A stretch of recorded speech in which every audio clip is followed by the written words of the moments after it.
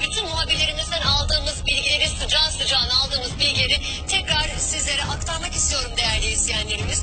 Çok önemli bilgiler verdi zira muhabirlerimiz. Mesela az önce Bülent Çulçuoğlu hemen çatışmaların yaşandığı bölgeden dedi ki sivillere dedi işte bu noktadan saldırıyordu Türk Silahlı Kuvvetleri dedi. Yani Türk Silahlı Kuvvetleri özellikle hani başından beri diyoruz ya stratejik nokta Bursa Dağı. İşte bu yüzden de stratejik nokta efendim. Çünkü Türk Silahlı Kuvvetleri özellikle oradan sivil halka bombardıman gerçekleştiriyordu, saldırıyordu. İşte Türk Silahlı Kuvvetleri ve ÖSO birlikleri yapılan bu operasyonla bunun da önüne geçmeye çalışıyordu.